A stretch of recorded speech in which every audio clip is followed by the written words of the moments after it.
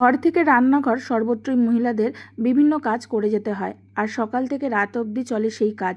তো সেই কাজগুলো যদি বুদ্ধি খাটিয়ে আর কিছু ঘরোয়া টিপস ফলো করে করে নেওয়া যায়, তাহলে কিন্তু অনেকটা কাজ আমাদের করতে সুবিধা হয়। আর এছাড়া অনেক সময় কি হয়, আমাদের সংসারে খরচ, পরিশ্রম, সময় তিনটেই কিন্তু বেঁচে যায়। তো চলো বন্ধুরা, আজকের টিপসগুলো শুরু করা যাক। আমরা প্রত্যেকে কি করি, আমরা যখন বিভিন্ন সবজি কাটি বটি দিয়ে, তখন কি হয়, আমরা কিন্তু এইভাবে কাটতে থাকি আর এরকম বুড়ো আঙুল দিয়ে চাপ দিতে থাকি। আর বুড়ো আঙুল দিয়ে দীর্ঘদিন চাপ দিতে দিতে কি হয়, এখানে কিন্তু ছোট ছোট আকারে কেটে যায়, যেটা নাকি আমরা বুঝতে পারি না। পরে কিন্তু সেই জায়গাটা একদম কালো হয়ে যায়, আবার অনেকের কিন্তু সেই জায়গাটা ব্যথাও করে। তো বন্ধুরা, এবার থেকে যখনই আমরা এরকম কোনো সবজি কাটতে নেব, কারণ আমরা প্রত্যেকেই তো একবারে সবজি কাটতে বসি, যখন কাটতে বসি তো একটা এরকম মোটা যে আমাদের চুল বাঁধার যে গার্ডারগুলো, সেই গার্ডারটা পরে নেব এরকম বুড়ো আঙুলের মাথায়। তারপরে এই বুড়ো আঙুলের মাথায় পরে নেওয়ার পর তারপরে যদি এইভাবে সবজি কাটি, তাহলে কিন্তু বটির যে ধারটা সেটা ডাইরেক্ট আমাদের বুড়ো আঙুলে লাগছে না। এই গার্ডারটা কিন্তু অনেকটা সাপোর্ট দিচ্ছে, যার ফলে কিন্তু আমাদের বুড়ো আঙুলে কোনো কি কাট ভাব বা কালো দাগ কোনোটাই হচ্ছে না। পরবর্তীকালে কিন্তু আমাদের আর আঙুলটা ব্যথাও করবে না। টিপসটা যদি ভালো লেগে থাকে, অবশ্যই এই টিপসটা ফলো করে দেখতে পারো। আশা করছি তোমাদের অনেকটা কাজে লাগবে। চলে যাচ্ছি পরবর্তী টিপসে। বন্ধুরা দেখো, এখানে আমি একটা ডিম নিয়ে নিয়েছি। হ্যাঁ বন্ধুরা, এটা কিন্তু সেদ্ধ ডিম না, এটা কিন্তু একদম কাঁচা ডিম। তো এই ডিম দিয়ে আমি কি করব? তো বন্ধুরা, অবশ্যই তোমাদেরকে মাথায় রাখতে হবে, এই ডিমটা তোমাদেরকে প্রথমে ফাটিয়ে নিতে হবে। তবে ডিমটা কিন্তু এরকম মাঝখান থেকে ফাটালে হবে না, ফাটাতে হবে এরকম মাথার দিক থেকে, আর খুব সন্তর্পণে কিন্তু ফাটাতে হবে, যাতে না করে পুরো ডিমটা যাতে ফেটে না যায়। তো দেখো, এরপরে এরকম মাথার থেকে দেখো ডিমের খোসাটাকে আমি ছাড়িয়ে নিয়ে এরপরে থাকা ভেতরের যে অংশটা সেটা সম্পূর্ণ বার করে নিলাম। এবার কিন্তু ডিমটাকে আমি কিন্তু ধোবো না, এই অবস্থাতেই রেখে দেবো। এটা বন্ধুরা কি করব, আমাদের অনেকের ঘরে কি হয়, প্রচণ্ড পরিমাণে টিকটিকির উপদ্রব দেখা যায়। আর বিশেষ করে যাদের ঘরে এরকম ভেন্টিলেটার থাকে, সেই ভেন্টিলেটারের মধ্যে কিন্তু প্রচণ্ড পরিমাণে টিকটিকি থাকে। যদিও বা তোমরা দেখতে পাচ্ছ যে এখানে কিন্তু আমার টিকটিকি একদমই নেই, কেননা এই টিপসটা আমি মাঝে মাঝেই করে থাকি। তো দেখো, এরকম ভেন্টিলেটারের নিচে এরকম হুক দিয়ে যদি ঘরের একটা কোনায় এরকম ডিমের খোসা এইভাবে রেখে দিতে পারো, তাহলে কিন্তু এর যে আষ্টে গন্ধ, এই গন্ধেতে কিন্তু টিকটিকি একদমই সহ্য করতে পারে না, আর ওরা কিন্তু ঘরের আশেপাশেও আসবে না। তোমরা কিন্তু এই টিপসটা 2 সপ্তাহ অন্তর অন্তর এরকম ডিমের খোসা তোমরা চেঞ্জ করে দেবে, দেখবে তোমাদের কাজটা অনেকটা সুবিধা হবে, টিকটিকি উৎপাত থেকে রেহাই পাবে। চলে যাচ্ছি পরবর্তী টিপসে।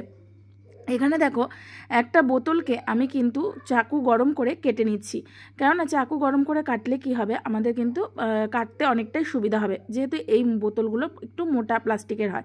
তো দেখো, কাটা হয়ে গেল। কাটা হয়ে যাওয়ার পর তারপরে একটু কাঁচির সাহায্যে ভালো করে বোতলটাকে একটু শেপ করে নিচ্ছি, কেননা না হলে এই খোঁচা খোঁচা ভাব থাকলে কিন্তু আমাদের হাত কেটে যাওয়ার সম্ভাবনা থাকে। তো এইভাবে শেপ করে নেওয়ার পর তারপরে দেখো, এখানে নিয়ে নিয়েছি একটা ঘরের পুরনো একটা গামছা ছেঁড়া। তারপরে কি করব, বোতলের এই ঢাকনাটাকে এইভাবে উল্টো করে যে ন্যাকড়াটা নিয়েছি, সেই ন্যাকড়াটা এই বোতলের ঢাকনাটার উপরে এভাবে রেখে দেবো। তারপরে আমাদের ঘরে যদি এরকম কোনো খালি এই মফারের যে হ্যান্ডেলগুলো, অনেক সময় মফারটা আমাদের নষ্ট হয়ে যায় আর হ্যান্ডেলগুলো থেকে যায়, তো সেই হ্যান্ডেলটা কী করবো, এরকম মুখের মধ্যে আটকে নেব। আটকে নিলে দেখো বন্ধুরা, এটা কিন্তু একটা দারুণ আমাদের ঘর মোছার মফার তৈরি হয়ে যায়। অনেকের মাজার ব্যথা হয়, পায়ের ব্যথা হয়, অনেকে নিচু হয়ে ঘর মুছতে পারে না, সেক্ষেত্রে কিন্তু তাদের এই টিপসটা অনেকটা কাজে লাগবে। তো দেখো, এইভাবে আমি কি করলাম, আমি কিন্তু ঘরে অনেক সময় মফার থাকে না, সেক্ষেত্রে আমরা কিন্তু ছোট্ট করে এরকম মফার ভেঙে গেলেও আমরা কিন্তু ঘরেই এরকম ঘর মোছার একটা স্টিক আমরা বানিয়ে নিতে পারবো। আর এর সাহায্যে কিন্তু আমরা ঘরের মোছার পাশাপাশি এরকম কিচেনের যে কোনা কাঞ্চিগুলো বা ঘরের যে কোনা কাঞ্চিগুলো, জানলার যে কোনা কাঞ্চিগুলো, সেটা সহজে মুছে নিতে পারবো। টিপসটা কেমন লাগলো জানাতে ভুলবে না। এইভাবেই কিন্তু তোমরা ঘরোয়া পদ্ধতিতে বানিয়ে নিতে পারো একটা সুন্দর ঘর মোছার মফার বা ঘর মোছার নেতা। তো টিপসটা ভালো লাগলে অবশ্যই লাইক করে দিয়ে চলে যাচ্ছি পরবর্তী টিপসে। আমরা প্রত্যেকেই কিন্তু ঘরে পাপোশ ব্যবহার করি, আর এই পাপোশগুলোতে হয় যত রাজ্যের নোংরা, কেননা ঘরের সমস্ত যে নোংরা সেটা আমরা কিন্তু এই পাপোশেই পা মুছে ঘরে তারপরে বিছানায় উঠি বা ঘরে ঢুকি। কিন্তু এই পাপোশগুলো কি হয়, দীর্ঘদিন ধরে ইউজ করতে করতে নোংরা হয়ে যায়, আর সবসময় তো পাপোশগুলো ধোয়া সম্ভব হয় না, কেননা যত পরিমাণ পাপোশ ধোবো তত পরিমাণ কিন্তু পাপোশটা আমাদের খুব তাড়াতাড়ি কিন্তু নষ্ট হয়ে যাবে। আর দেখো, এই যে ব্রাশগুলো আছে, এই ব্রাশগুলো এতটাই ছুচালো হয় যে এটা কিন্তু ডাইরেক্ট আমরা ব্যবহার করতে পারবো না। তাই এই ব্রাশগুলোর মাথায় দেখো আমি পরিয়ে নিচ্ছি একটা মোজা।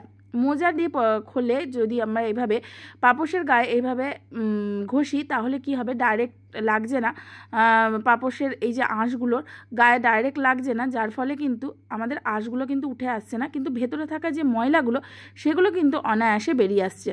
আর যদি ডাইরেক্ট আমি এই ব্রাশটা দিয়ে আমি এই পাপোশের উপর চালাতাম তাহলে সেক্ষেত্রে পাপোশে থাকা যে ইয়েগুলো আঁশগুলো সেগুলো কিন্তু উঠে আসতো বা পাপোশটা ছিঁড়ে যাওয়ার একটা সম্ভাবনা থাকতো। তাই অবশ্যই এরকম পাপোশ পরিষ্কার করার আগে এরকম তোমরা তার ব্রাশটার গায়ে একটা মোজা পরিয়ে নিও। দেখো বন্ধুরা, আমি কিন্তু পাপোশটাকে খুব হালকা হাতে দৌড়লাম, তারপরে দেখো এরকম ঝাড়া দিতেই কত পরিমাণ নোংরা বেরোলো। বন্ধুরা, এটা যদি তোমরা রোজ ঘর মোছার আগে করে নাও বা 2 দিন অন্তর অন্তর করে নাও তাহলে দেখবে তোমাদের পাপোশ কিন্তু অনেক দিন যাবৎ ভালো থাকছে, আর সহজে পাপোশটা ময়লাও হচ্ছে না, আর পাপোশে থাকা যে নোংরাগুলো আলগা নোংরাগুলো সেগুলোও কিন্তু উঠে আসছে। তো টিপসটা যদি ভালো লেগে থাকে অবশ্যই বন্ধুরা বাড়িতে ট্রাই করো, আর ভালো লাগলে অবশ্যই একটা লাইক করে দিও। চলে যাচ্ছি পরবর্তী টিপসে। আমাদের ঘরে অনেক সময় এরকম অনেক বালতি থাকে যে বালতিগুলো কোনো কারণে হোক ফেটে গেছে, তো সেগুলো আমরা কোনো কাজেই লাগাই না, আমরা কিন্তু ঘরের এখানে ওখানে ফেলে দিই বা আমরা বাইরে ফেলে রাখি এইগুলো।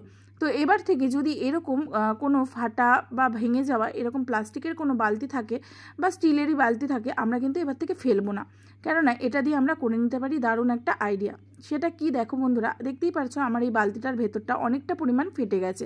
তো এটা আমি এতদিন কোনো কাজে লাগাতাম না, তা ভাবলাম আমার ঘরে এরকম একটা পুরনো বালিশের ওয়ার আছে, যেটা নাকি সেটাও আমার ছিঁড়ে গেছে এবং রং জ্বলে গেছে। তো সেই বালিশের ওয়ারটা দেখো ভেতরে এইভাবে উল্টো করে পরিয়ে নিলাম। এরপরে আমাদের ঘরে অনেক জামা কাপড় থাকে যেগুলো নাকি আমাদের সব সময় লাগে, আমাদের হাতের কাছে মানে রাখার জন্য আমরা নিয়ে থাকি, বা অনেক জামা কাপড় থাকে যেটা নাকি আমরা ইউজই করি না, সেরকম জামা কাপড় আমরা কিন্তু এরকম বালতির মধ্যে রেখে দিতে পারি। আর যেহেতু এরকম বালিশের কভারটা দিয়ে দিলাম সেহেতু কিন্তু ফাটা জায়গা দিয়ে কোনো পোকামাকড় ঢুকবে না। এমনকি এরকম দেখো আমি এই যে বালতির মধ্যে সমস্ত জামা কাপড়গুলো রেখে দিলাম, রেখে তারপর মুখটাকে ভালো করে এরকম কভার করে দিলাম, কভার করে দিয়ে তারপরে এই যে উল্টে দিয়েছিলাম যে বালিশের কভারের এক্সট্রা অংশটা সেটা এইভাবে উপরের দিকে উঠিয়ে দিলাম। তাহলে কি হচ্ছে, এটা কিন্তু একদম সিল হয়ে থাকছে, এর ভেতরে কোনো রকম পোকামাকড় ঢুকে যাওয়ার কোনো সম্ভাবনাই থাকছে না। তো বন্ধুরা, আজকের এই টিপসগুলো তোমাদের কেমন লাগলো, আর অবশ্যই বন্ধুরা বাড়িতে এই টিপসগুলো ট্রাই করে আমাকে একটা কমেন্ট করে জানাবে। ভালো লাগলে অবশ্যই একটা লাইক করতে ভুলবে না, আর নতুন বন্ধুরা যারা আমার পরিবারে নতুন এসো তারা চ্যানেলটাকে সাবস্ক্রাইব করে দিয়ে পাশে থেকো। চলো বন্ধুরা, আজকের মতো টাটা, তোমাদের সঙ্গে দেখা হচ্ছে নেক্সট ভিডিও।